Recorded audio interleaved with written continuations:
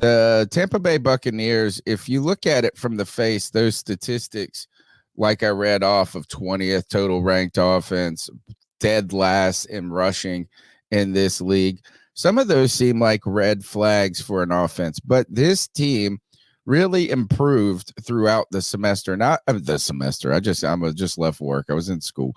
Throughout the season. And we mentioned, like CK said, getting the best out of Baker Mayfield seeming was a big part of that. But I think if you look at Canales' work in just the vacuum of those statistics, it could be misleading, right? One of the things is they continued.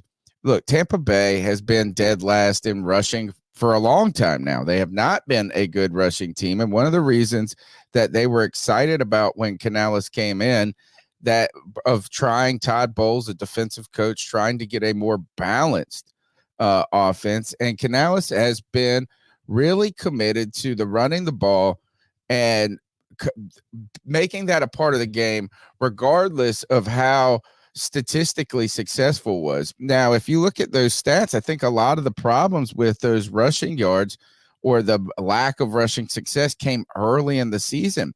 The Tampa Bay Buccaneers offense, what they did do is improve throughout the season. I think they won 5 out of their last 7 games to then win the NFC South again to make a playoff run. The Tampa Bay's run game improved from year to year. From the previous year, they were averaging about 10 more yards per game in the running game. Now, that's not like crazy, but on top of that, they were at towards the end of the season, I think over the last 7 games, what's his name, Rashawn White, their running back, I might have ruined his first name, but was getting That's Rashad White. Yeah, he was getting 100 yards total from scrimmage. So his success and his incorporation from the backfield wasn't always just in handoffs, but they were getting involved in the screen game, in the passing game. So they were hitting kind of 100-yard benchmark for their running back. So you might not say that's a running game, but that's utilization there. And then he was averaging, I think, a touchdown per game towards the end of the season. So I think one of the things is to remember is that Tampa Bay was thought to be left for dead in the water after the Tom Brady leaving.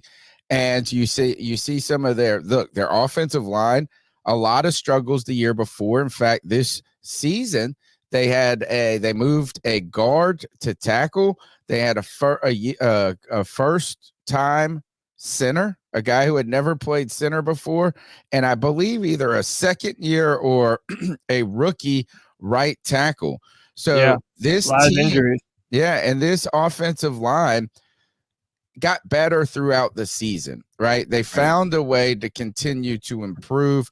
And I think that that's important for a first-time coordinator is that, man, can you just come onto the scene, bust onto the scene, and be the most prolific offense in the league?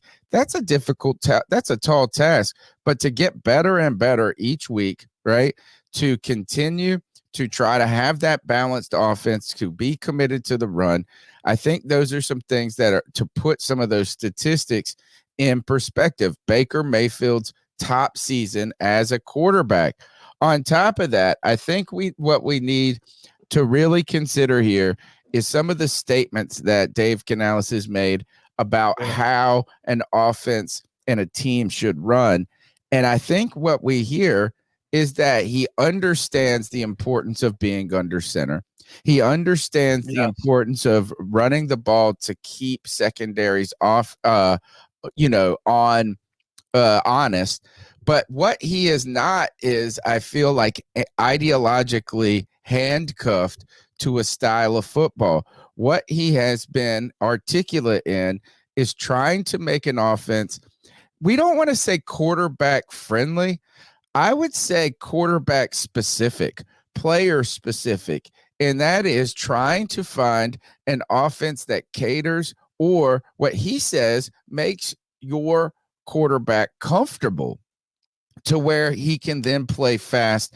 And look, Baker Mayfield He is that kind of Brett Favre, gun it downfield, take risks type of player. That's where his strengths are.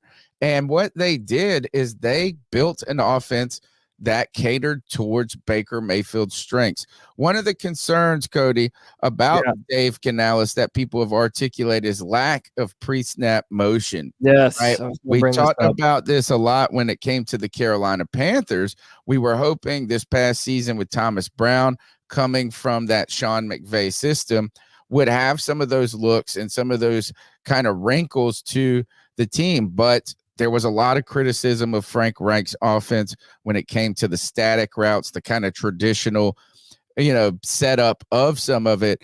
Dave Canales' offense, do you think it's too simple? No, I wouldn't say too simple, Tony, but you just mentioned how he's able to match the personnel and the style of the offense to what will best produce points. And if you look at some of the guys that he's been able to coach, right? You think of Mike Evans, you think of Chris Godwin. They do a good job of getting the football out to the running backs. This is a team that has the opportunity to do some of those things, and they had the luxury of not being able to have to do so much, speed and motion and things like that.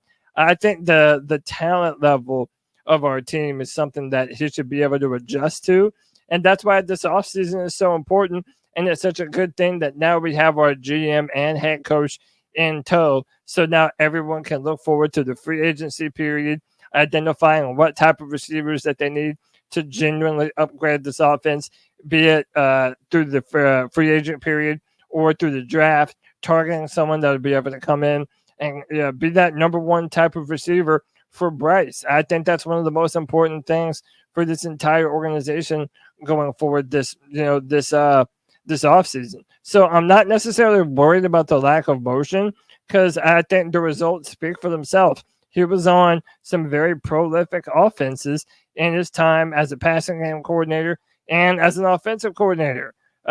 He's had some good quarterbacks he's been able to coach as well. But thinking of how much we've invested into Bryce Young at this point, in our rebuild, you had to have someone that was going to put Bryce in a position to be successful. And looking at his track record with other quarterbacks, he seems like the type of guy that could potentially get the most out of Bryce and help him with some of the struggles that he was having last year. And I think that's one of the biggest points of optimism for me when it comes to Dave's hire. You're listening to the C3 Panthers podcast, breaking coverage of the Carolina Panthers selecting their next head coach. This will be the third head coach